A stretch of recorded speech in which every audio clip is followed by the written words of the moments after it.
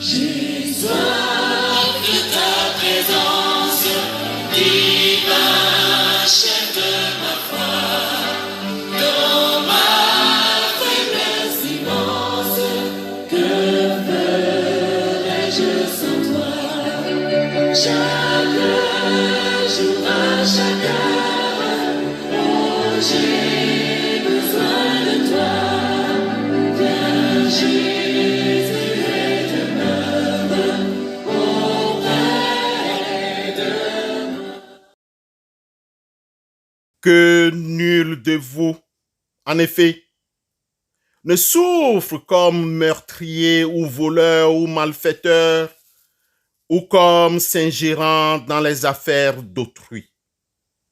Mais si quelqu'un souffre comme chrétien, qu'il n'en ait point honte et que plutôt il glorifie Dieu à cause de ce nom.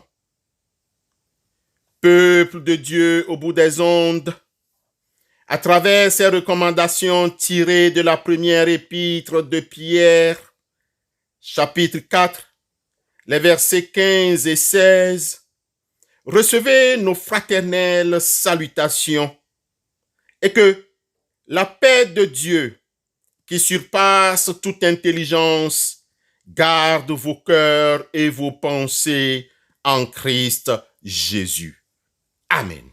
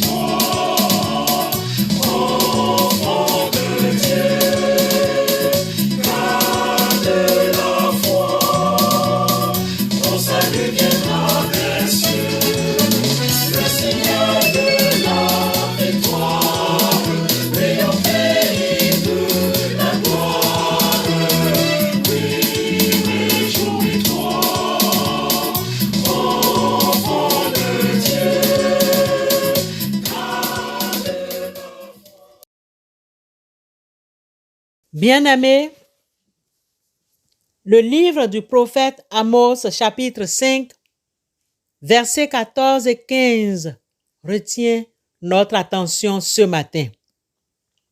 Amos 5, 14 et 15.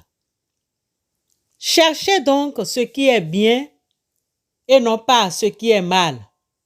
Ainsi, vous resterez en vie et le Seigneur, le Dieu de l'univers, sera vraiment avec vous comme vous le prétendez. Détestez ce qui est mal, aimez ce qui est bien. Au tribunal, rétablissez le droit. Alors le Seigneur, le Dieu de l'univers, se montrera peut-être bienveillant pour les derniers descendants de Joseph. Amen. Bien-aimés, chercher le Seigneur est mis en parallèle avec chercher ce qui est bien. Le Seigneur appelait le reste de ses fidèles à se détourner des mauvaises pratiques et du formalisme religieux afin que l'équité coule comme l'eau et la justice comme un torrent intarissable. Si l'équité est ce qui est juste aux yeux de Dieu, la justice est une qualité de vie à exprimer vis-à-vis de Dieu et d'autrui. On a ici la description d'un peuple dont la religion avait dégénéré jusqu'à devenir formelle et ritualiste sans le changement de cœur associé à une véritable foi. La vie d'un chrétien est bien plus éloquente que les plus beaux discours.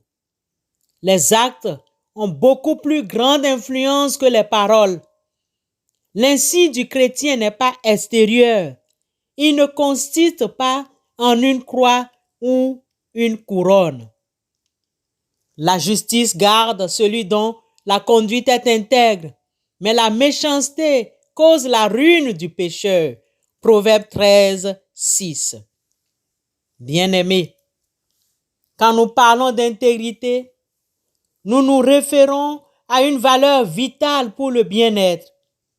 L'intégrité personnelle suppose une personne entière, sans duplicité, une personne qui ne parle avec deux faces, une personne digne de confiance, tant dans ses paroles que dans ses actions. En d'autres termes, une personne dont la conduite est transparente. Nous l'avions dit et nous insistons encore. Si l'intégrité détermine notre existence en tant que chrétien, il y aura une cohérence entre notre vie publique et privée.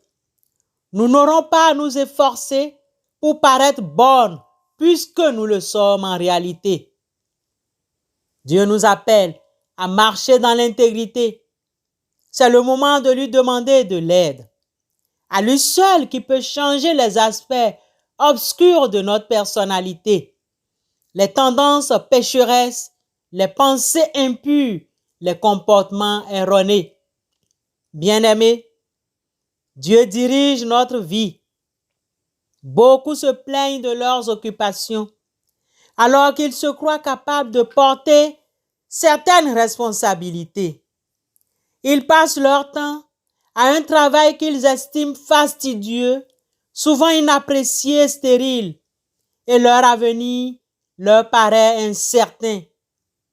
Mais il ne faut pas oublier que notre besogne, même si nous ne l'avons choisi, doit être accomplie comme si c'était Dieu lui-même qui nous l'avait confié. Qu'elle nous plaise ou nous déplaise, il faut nous en acquitter, puisque c'est elle qui se présente à nous. Tout ce que ta main trouve à faire, avec ta force, dit le sage, fais-le, car il n'y a ni œuvre, ni pensée, ni science, ni sagesse dans le séjour des morts où tu vas. Ecclésiaste 9, 10. Les plans divins sont les meilleurs. Nos plans ne concordent pas toujours avec ceux du Seigneur. Dieu peut juger qu'il veut mieux pour nous et pour sa cause nous empêcher d'accomplir nos plus chers désirs, comme il le fit pour David. Ce sont des paroles que nous n'allons jamais cesser de répéter. Soyons rassurés qu'il bénit et emploie à son service ceux qui se consacrent sincèrement à sa gloire. S'il juge qu'il est préférable de ne pas satisfaire leurs vœux, il leur donne en échange des preuves de son amour en leur confiant une autre mission. En réalité, nous ne sommes jamais appelés à faire pour Dieu un véritable sacrifice.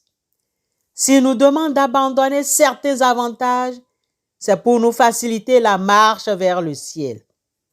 Soyons donc rassurés que si nous devons nous séparer de ce qui nous paraît raisonnable, c'est pour notre bien.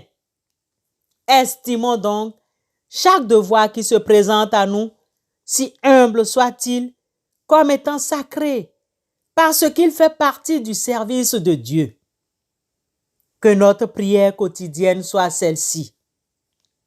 Seigneur, aide-moi à m'acquitter de ma tâche, à l'accomplir toujours mieux. Donne-moi de l'énergie et de l'enthousiasme. Aide-moi toujours à manifester ton amour.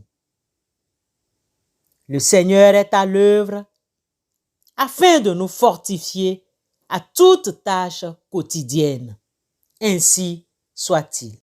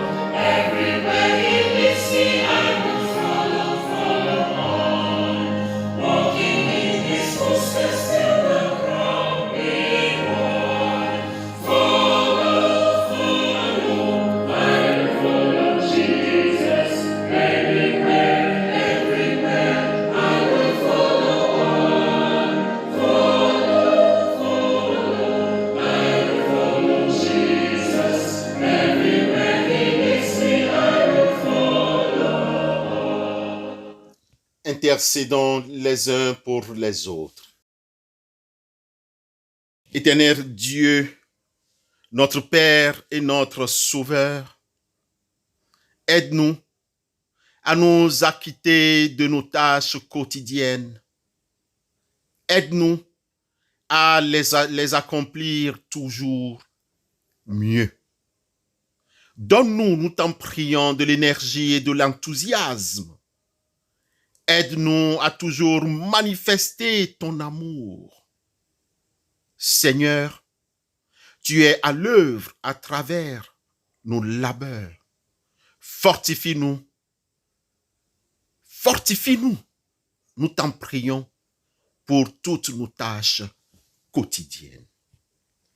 Seigneur, toi qui as fait disparaître la nuit pour donner le jour, nous t'en prions, dirige-nous au cours de cette journée. Encore une fois, que ta volonté soit faite sur nous. Toi qui règnes avec le Christ Jésus et le Saint-Esprit maintenant et pour les siècles des siècles, accepte nos prières et exauce-nous, nous t'en prions. Dieu Tout-Puissant, nous te rendons grâce. Toi qui nous donnes aujourd'hui la lumière, nous te prions de nous conduire au cours de cette journée. Sois pour nous lumière et paix encore une fois. Seigneur Dieu, que ton esprit de sainteté et de vie anime nos cœurs, les cœurs de tous les hommes et femmes, et tout particulièrement les cœurs de ceux et celles qui te prient jour et nuit et qui te cherchent et cherchent ta paix. Que les barrières qui nous séparent de toi soient abattues et que les soupçons se dissipent. Cesse la haine dans nos cœurs. Dieu de miséricorde, donne-nous de regarder avec les yeux compatissants la longue épreuve de l'humanité, les pandémies, les guerres, les millions d'affamés, les innombrables réfugiés, les désastres des nations, les inondations, les morts cruelles et inutiles liées aux calamités. Et que savons-nous encore? Père éternel, hâte la venue de ton retour, où les nations seront en paix et où les peuples vivront à l'abri de la peur et du besoin.